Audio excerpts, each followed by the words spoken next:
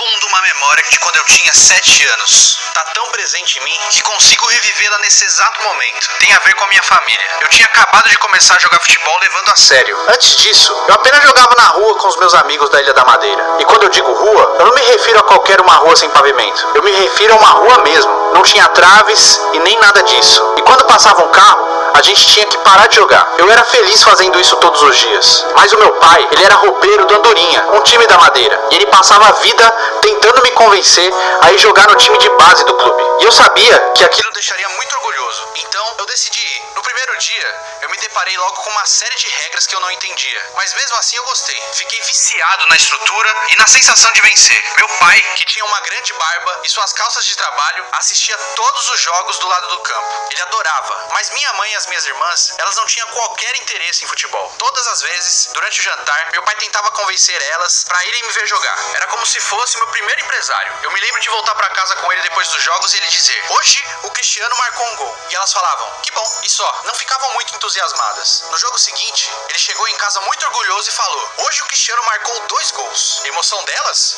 Nada. Elas só falavam: legal, Cris. O que é que eu podia fazer? Eu resolvi marcar gols atrás de gols. Uma noite, meu pai chegou em casa e falou: hoje o Cristiano marcou 3 gols. Ele foi incrível. Vocês têm que ir assistir ele jogar. Ainda assim, eu continuava olhando pra fora do campo e só via o meu pai ali, sempre sozinho. Então, um dia, e nunca irei esquecer essa imagem, eu tava aquecendo e de repente reparei que minha mãe e as minhas irmãs estavam sentadas na arquibancada. Elas pareciam, bom, como é que eu posso falar isso? Confortáveis. Elas sentaram uma bem perto da outra e não aplaudiam, nem gritavam nada durante o jogo. Elas só ficavam dando tchauzinho pra mim, como se eu estivesse num desfile ou algo parecido. Eu percebi que elas nunca tinham estado num jogo de futebol antes, mas elas estavam ali, e essa era a única coisa que me importava. Eu me senti muito bem naquele momento. Significou muito pra mim. Foi como se algo tivesse mudado dentro de mim. Eu me sentia verdadeiramente orgulhoso. Mas nessa altura da vida, a gente não tinha muito dinheiro. A vida na Madeira era uma luta diária. Eu jogava bola com chuteiras velhas que o meu irmão já não usava, ou que meus primos me davam. Mas, quando a gente é criança, o dinheiro não é uma preocupação. Tudo que conta é aquilo que a gente sente. E nesse dia, esse sentimento era muito forte. Eu me senti protegido e amado pela minha família. Em Portugal,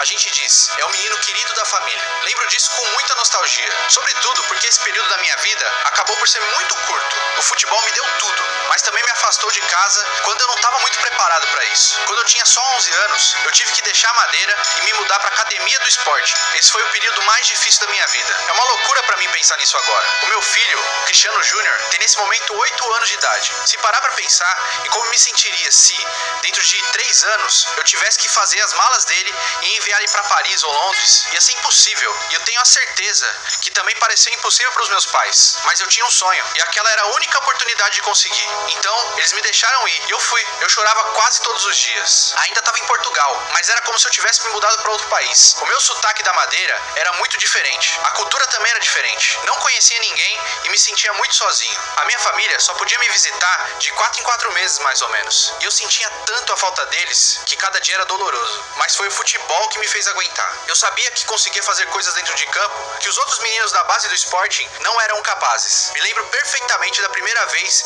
que eu ouvi um dos meninos comentar com outro: você viu o que ele fez? Esse moleque é um animal. Comecei a ouvir isso sempre, até da parte dos técnicos. Mas então, alguém sempre falava: sim, joga muito, mas é uma pena que ele seja tão pequenininho. E é verdade, eu era bem magrinho, eu não tinha músculos. Foi então que eu tomei uma decisão aos 12 anos. Eu sabia que tinha muito talento, mas eu decidi que ia trabalhar mais pesado que qualquer um. Iria parar de jogar como uma criança, iria deixar de agir como uma criança, eu ia treinar como se pudesse ser o melhor jogador do mundo. Eu não sei explicar de onde veio esse sentimento, mas eu sei que estava dentro de mim. É como uma fome que nunca desaparece. Quando eu perco um jogo, parece que eu tô literalmente morrendo de fome. Quando eu ganho, é como se eu ainda tivesse com muita fome, mas acabei de comer uma pequena migalha. Essa é a única forma que eu consigo contextualizar esse sentimento. Comecei a fugir à noite do dormitório só pra ir treinar, pra ficar mais forte e mais rápido. Depois disso, quando eu entrava no campo, as mesmas pessoas que antes cochichavam: é bom, mas é tão má, e com espanto. Quando eu fiz 15 anos, eu me virei para alguns dos meus amigos de time e falei: um dia eu vou ser o melhor jogador do mundo. E eu me lembro bem disso, porque eles caíram na risada. Eu não tava nem sequer no time principal do Sporting,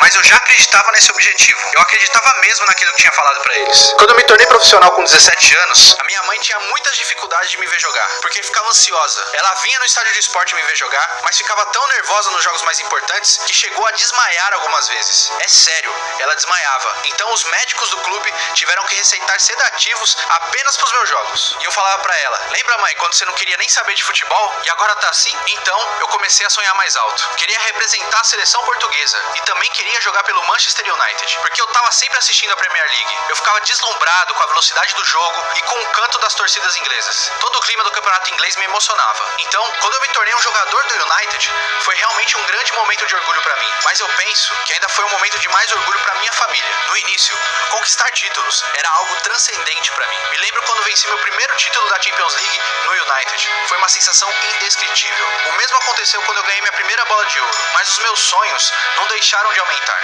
Porque é pra isso que os sonhos servem, certo? Então, eu te digo, sempre admirei o Real Madrid e queria um novo desafio na minha carreira. Queria conquistar títulos no Real Madrid e queria quebrar todos os recordes. Resumindo, eu queria me tornar uma lenda do Real Madrid. Eu consegui feitos incríveis por lá ao longo dos últimos 9 anos. Mas, pra ser sincero, os sentimentos que despertam com a conquista de títulos agora são diferentes. Especialmente nos últimos 2 anos. Quando não se ganha tudo, há quem considere isso um fracasso. Quanto mais se ganha, mais altas são as expectativas. Mas esse é o meu trabalho. Mas, quando se é pai, o sentimento é totalmente diferente. É um sentimento que eu não consigo descrever muito bem. É por isso que minha passagem pelo Real Madrid foi tão especial. Tenho sido um jogador de futebol, é verdade, mas eu também sou um pai. Há um momento com meu filho que eu sempre irei guardar na minha mente. Me emociono só de lembrar disso. Foi um momento que aconteceu no campo, logo depois da gente vencer a final da Champions League contra a Juventus. A gente fez história naquela noite. Quando eu tava no campo, após o apito final, senti que tinha enviado uma mensagem pro mundo. Mas então, o meu filho veio pro campo pra celebrar comigo. E tudo mudou. As minhas emoções mudaram totalmente. Ele tava correndo de um lado pro outro com o filho do Marcelo. A gente segurou o troféu juntos e depois passeamos de mão dada pelo campo. É uma alegria que eu não conhecia até me tornar pai. Há tantas emoções acontecendo ao mesmo tempo que não é possível descrever o sentimento em palavras. A única coisa comparável com isso e o Marcelinho estavam jogando bola na frente da nossa torcida. Foi uma cena bem diferente daquela quando eu jogava nas ruas da Madeira, quando eu tinha a mesma idade que meu filho. Mas espero que para o meu filho o sentimento seja o mesmo que eu tinha, o menino querido da família. Vencer continua sendo a minha maior ambição, mesmo ao final da minha passagem pelo Real Madrid. Acho que eu já nasci assim, mas eu não tenho dúvidas que aquilo que sinto após uma vitória mudou. Este agora é um novo capítulo da minha vida. Eu mandei gravar uma mensagem especial nas minhas novas chuteiras. Fica junto do calcanhar. E essas palavras são a última coisa que leio antes de apertar os cordões da chuteira e ir pro campo. É uma espécie de último lembrete, uma motivação derradeira. Ela diz: o sonho do menino. Talvez agora vocês me entendam. É óbvio que minha missão continua a ser a mesma de sempre. Quero continuar quebrando todos os recordes no futebol. Quero vencer o maior número de títulos possível. É algo que faz parte da minha natureza. Mas aquilo que ficará para sempre comigo do meu tempo em Madrid e que certamente